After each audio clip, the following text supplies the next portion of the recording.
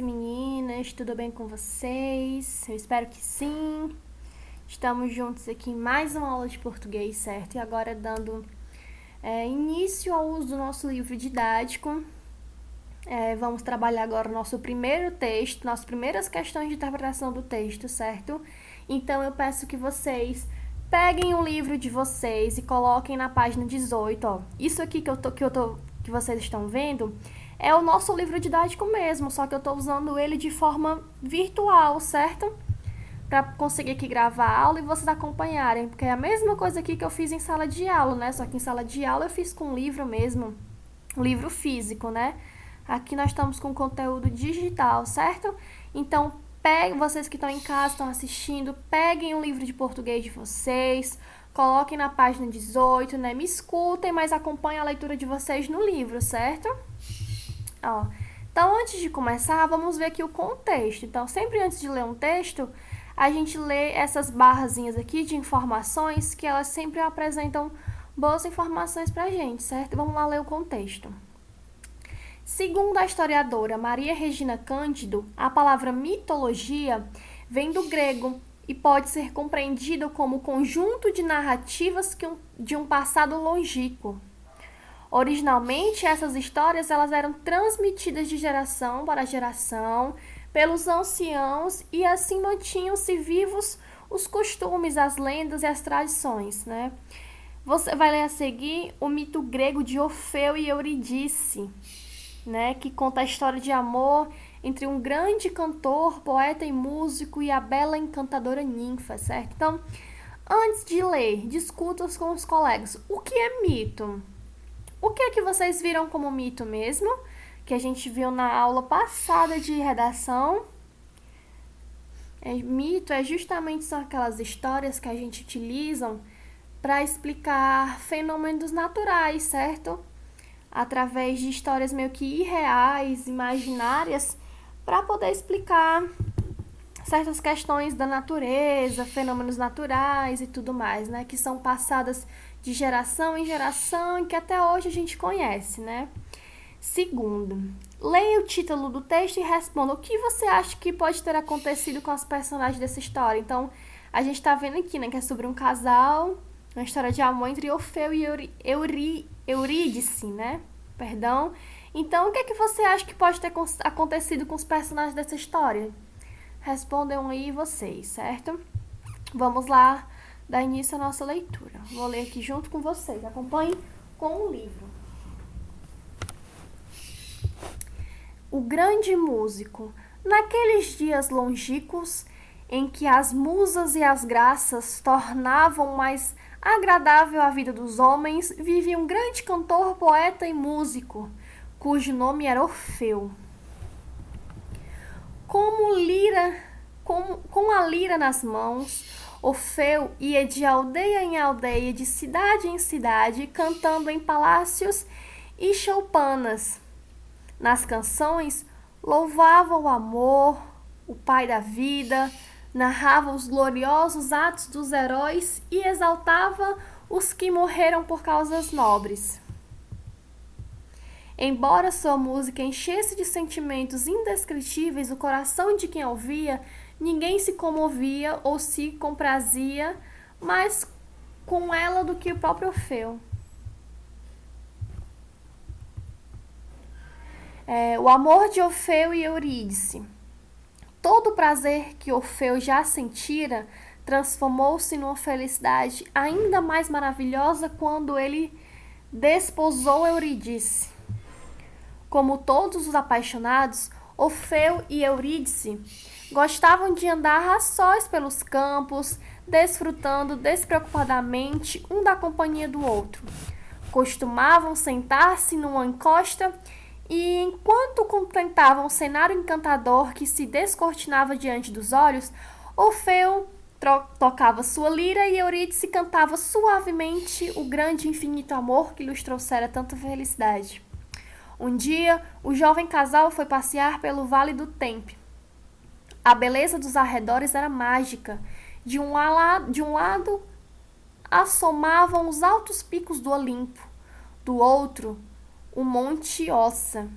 e entre eles corriam as tranquilas águas do rio Peneu, margeado por frondosos plátanos. À sombra de um deles, recostado no grosso tronco, Orfeu tocava a lira, enquanto Eurídice dançava e cantava lépida. A morte de Eurídice. Enquanto saltava e dançava feliz à volta de Orfeu, que tocava sua lira e cantava, Eurídice pisou sem querer no ninho de uma grande serpente, que num bote afundou as presas em seu pé. Eurídice deu um grito lancinante.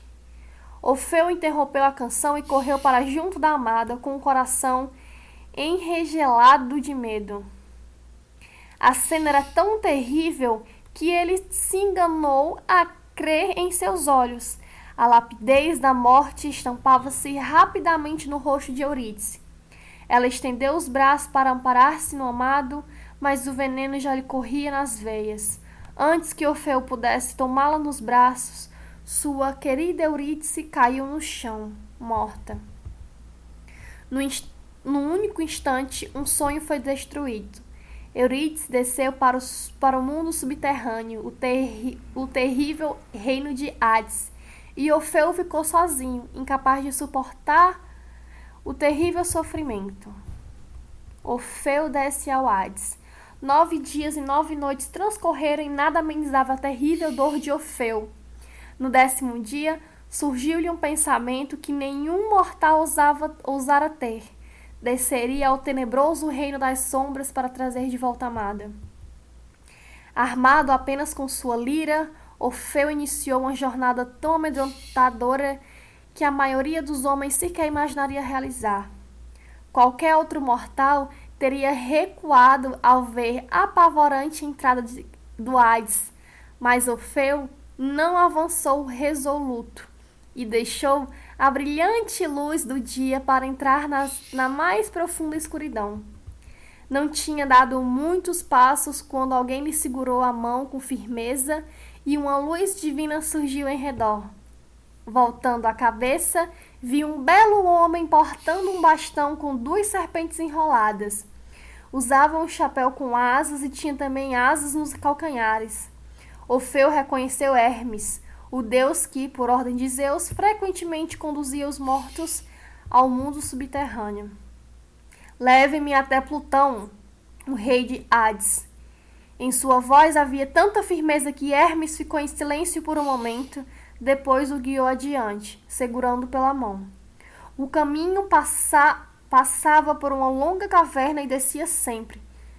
Andaram muito tempo, penetrando cada vez mais fundo nas terras,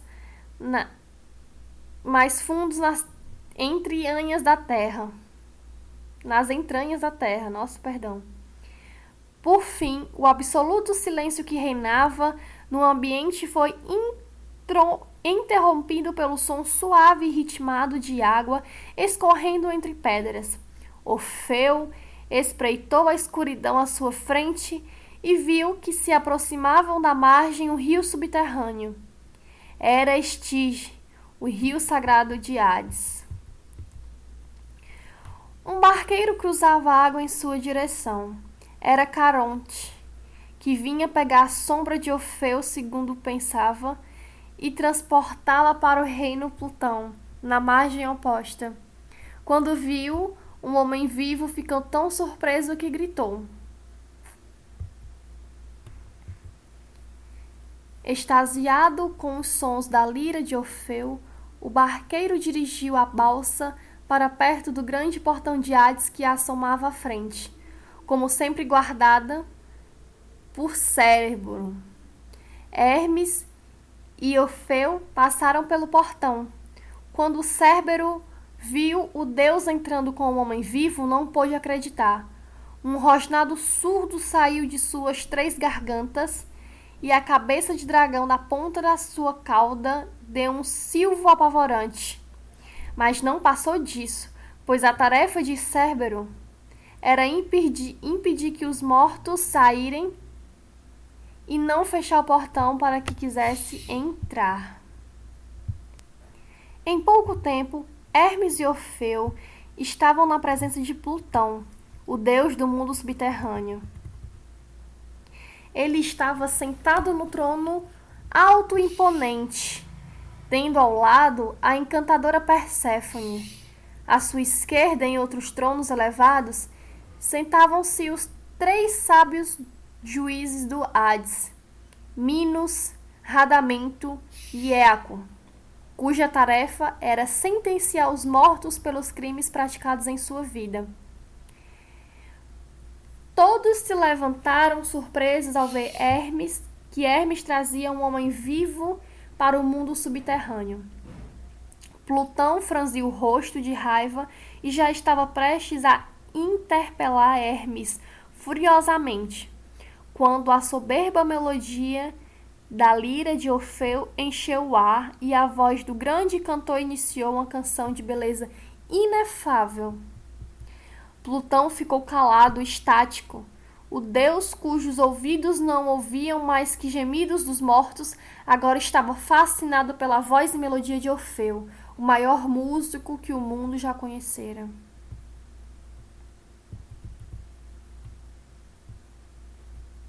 Belíssimo. Deixa eu passar aqui adiante na próxima página. Vamos lá. Plutão convence a volta de Eurídice. Orfeu continuava cantando e sua voz enchia de comoção o peito dos que a ouviam. Seus versos falaram das alegrias da vida sobre a terra e do mar, o grande som dos deuses. Depois descreveram sua paixão por Eurídice e, finalmente, exprimiram dor pela injustiça perdida amada. Conforme sua voz soava mais forte, aumentavam as emoções que ela despertava, espalhando-se pelos cantos mais distantes do escuro Hades. De repente, a sombra de uma jovem mulher destacou-se das fileiras dos mortos. Era Eurídice, que, reconhecendo a música e a voz de Orfeu, corria ao encontro do amado. Então, uma lei de inconstáveis séculos foi transgredida. A sombra de Eurídice atirou-se nos braços de Orfeu vivo. Agora, todos os olhos se fixavam em Plutão, esperando para ver como se manifestaria a sua ira implacável. Entretanto, Plutão apenas inclinou a cabeça e ficou em prolongado silêncio. Depois, mirou demoradamente Perséfone, cujos grandes e belos olhos marejavam-se de lágrimas. Finalmente, dirigiu-se a Orfeu. Diga que favor você deseja e eu concederei. Juro pelas águas sagradas do Estige. Poderoso Senhor do mundo subterrâneo, respondeu Orfeu, desejo minha amada Eurídice de volta. Seus dias no belo mundo superior foram muito poucos e, quando o amor chegou, ela não teve tempo para saborear suas alegrias. Não posso suportar a ideia de que ela esteja sofrendo nas tenebrosas profundezas do Hades. Não posso viver sem Eurídice, nem a ela sem mim. Será como você deseja, Orfeu, exatamente como prometi, mas em troca você também fará uma promessa. Tudo o que desejas, poderoso Senhor, respondeu Orfeu. Eurídice pode partir com você agora. Você irá à frente e ela atrás. Mas não se volte para vê-la antes de chegar à luz do dia. Se o fizer, Eurídice se tornará a meu reino no mesmo instante. As condições impostas por Plutão eram rígidas, mas Orfeu aceitou-as de bom grado. Transbordando de alegria, ao pensar que, assim que as atingissem, a luz do sol novamente, ele teria a amada de volta. A viagem de volta à superfície. Partiram. Hermes adiante, segundo por Orfeu, e um pouco atrás Eurídice. Quando chegaram aos portões, Cébero ergueu as 3 cabeças ameaçador, mas abaixou-as assim que Orfeu correu os dedos pelas cordas de lira, enchendo o ar com uma inebriante melodia. O terrível guardião do Hades ficou imóvel e silencioso, dominado pela magia dos sons. Desse modo, o trio passou pelos portões do Hades Cruzaram outra vez o Estige na bala de Caronte. Iniciaram um caminho longe e íngreme, que atravessava a caverna. O percurso era difícil e fatigante, mas nenhum deles pensava nisso. O pensamento de Orfeu era todo para Eurídice, que estava em algum ponto ali atrás. Mas será que está mesmo atrás dele? Essa era a terrível dúvida que aos poucos ia se enraizando na mente de Orfeu, pois o silêncio mortal que reinava, ele podia ouvir seus próprios passos e o de Hermes andando na frente. Mas de trás não ouvia nada. Por quê? E se Eurídice não estivesse lá? E se Cébero não a tivesse deixado passar pelos portões do Hades? E se Caronte tivesse recusado a deixá-la subir a bordo do seu barco? Dominado por seus temores, Orfeu seguia os passos do seu coração, sufocado de ansiedade. Por fim, vislumbrou-se ao longo um tímido reflexo de luz do dia. A angústia de Orfeu tornou-se incontrolável. A cada passo, a luz era mais intensa e as dúvidas de Orfeu mais insuportáveis. Uma luz brilhante agora inundava a caverna. A jornada estava quase terminando. Adiante, resplandecia o dia. Só mais alguns instantes. E Orfeu teria sua amada de volta para sempre, se ela estivesse atrás dele. Mas e se não estivesse? Desesperado, Orfeu olhou para trás e viu Eurídice. Ah, mas por que os deuses são tão duros com os homens? Na agonia do desespero, Orfeu tentou abraçá-la. Tarde demais. Ela escapou de seus braços e, flutuando como uma folha seca soprada pelo vento de outono, rodopiando, foi arrastada para o reino das sombras. Em seguida, essa segunda perda foi ainda mais devastadora que a primeira. Orfeu precipitou-se atrás de Eurídice, tentando alcançá-la, mas já havia desaparecido. Em pouco tempo ele estava outra vez na margem do Estige, implorando de joelhos que Caronte o levasse para o outro lado, mas seu esforço foi em vão, pois o barqueiro fez ouvidos moucos para as suas súplicas.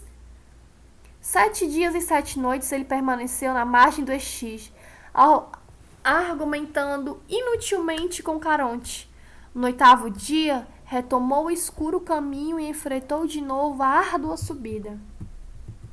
Chegando à luz do dia, encontrou a lira que lhe escorregara das mãos nervosas no momento que horror em que estender os braços para envolver Eurídice. Crueldade inacreditável. A lira estava caída exatamente a 2 passos da luz do sol. Orfeu curvou-se e apanhou-a do chão. Dilacerado pela dor, bateu a mão contra as cordas da lira e o som da desgraça ecoou pelas montanhas desertas como uma violenta tempestade. Agora nada podia trazer-lhe consolo. Orfeu perdeu sua amada pela segunda vez porque não cumprira as condições impostas pelo implacável Plutão. O infeliz músico voltou para a terra natal. Passaram-se meses, anos, e ele sonhava com Eurídice mesmo acordado. Muitas pessoas aconselharam-no a casar-se outra vez, mas em resposta Orfeu apenas pegara sua lira e tocava melodias tão lamentosas que comoviam as próprias pedras onde ecoavam.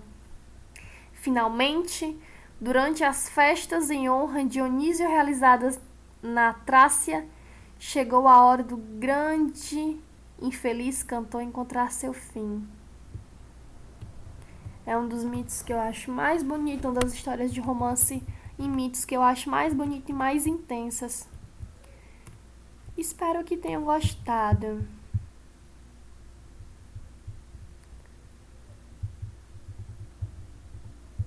É a mesma coisa, só apertei aqui. Então vamos lá. Passando para a próxima página, vocês vão encontrar a atividade que vocês vão responder agora, tá? Vou ajudando vocês lendo aqui enquanto vocês respondem. Então vamos lá. Primeira questão: você gostou da história de Orfeu e Eurídice? Porque essa história pode ser ao mesmo tempo bonita e triste, né? Vocês irão responder aí. Segunda: como o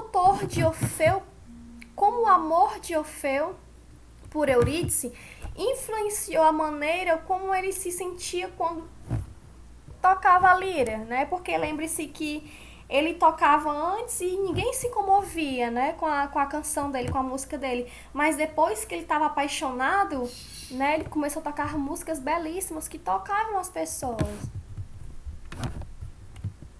Né? Vão respondendo aí no caderno de vocês, lembrando que é somente resposta, certo?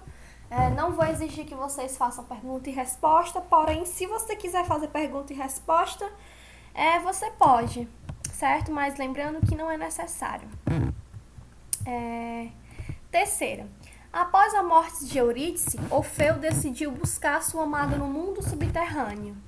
Porque era perigoso ir até lá. B: porque Hermes aceitou cooperar com Orfeu. Quarta questão: uma das personagens do mundo subterrâneo era Cérbero. Como era essa personagem? Vocês lembram como era o formato dele? Descreva o segundo texto. Se tiverem dúvida, vamos voltar no texto para responder a pergunta, certo? Ele está pedindo aqui as características de Cérbero. E qual foi a reação de Cérbero quando ele viu Orfeu, né? Um mortal no mundo lá de Hades, né? Porque ele deixou Orfeu passar se sua tarefa era guardar o portão de entrada para o Hades, né? Por que ele deixou um mortal passar para a entrada de Hades, né? Quinta questão: Orfeu conseguiu convencer Plutão a deixá-lo levar Eurídice de volta à superfície, não foi? Mas qual foi a condição imposta por Plutão? Ele deixou Orfeu levar Eurídice, mas qual foi a condição que ele impôs para Plutão? Certo? Vocês lembram? E B: porque Orfeu não cumpriu essa determinação, né? Ele deu uma condição. E por que ele não cumpriu isso? Certo? Vamos responder. Sexta questão: o mito apresenta elementos típicos da narrativa. Então, no caderno, vocês vão copiar o quadro aqui abaixo, né? Substituindo as questões pelas respostas. Vamos fazer assim um quadrinho aí. Personagem. Quem participa da narrativa? É personagem. Você vai dizer, né? Orfeu, Eurídice, né? O Cérbero, Hades, quem mais? Plutão. Vocês vão colocar aqui, né? Os personagens, espaço. Onde se passa a narrativa? Eles estavam aonde enquanto a história se passava? São lugares comuns, terreno, lugares sagrados, habitados por seres sobrenaturais. Você vai descrever qual era o local que eles estavam. O tempo. É possível saber exatamente quando ocorrem os fatos narrados? Ele deu alguma pista em que período da história essa história foi passada? E narrador. Quem conta os fatos para o leitor? É uma personagem que participa da história ou alguém que não participa, mas observa e sabe tudo o que ocorre com as personagens? Que no caso é o que a gente vai chamar de narrador onisciente, né? Aquele que não participa da história, ele observa, mas ele sabe tudo o que está acontecendo com os personagens. E sétima questão: descreva os momentos principais da ação no mito de Orfeu, respondendo às questões a seguir. A: qual é a situação inicial? Você vai descrever. B: qual acontecimento altera a situação inicial? O que acontece que muda toda a situação inicial, né? O que acontece? E qual é o momento de maior tensão na narrativa? Né? Você vai responder aí. E como se conclui o episódio? Como é que foi o desfecho dessa história, certo? Vocês vão responder essas questões agora, enquanto assiste essa aula, certo? E essa é a nossa atividade de classe. Lembrando que é só as respostas, certo? Vocês vão tirar foto e vão mandar lá no Google Classroom, certo? E para caso, quando terminar, vocês vão fazer o restante das questões, que no livro aí de vocês é a página 20, 25 e 26, certo? Então, para casa, vocês vão responder isso, certo? Página, como eu disse, página 25 e 26. Vão ler as perguntas com calma e responder com clareza, certo? Vão responder no caderno, depois vão me enviar a imagem lá no Google Classroom, certo? Lembrando que vocês vão fazer a página 26 até essa partezinha aqui, ó. Certo? No caso, até essa quarta questão. Tô aqui com o livro até essa quarta questão B. Então, para casa fica isso aí para vocês, certo? No mais, é isso mesmo. Vamos ficar por aqui. Espero vocês na próxima aula. E façam a atividade, certo? Tchau, tchau.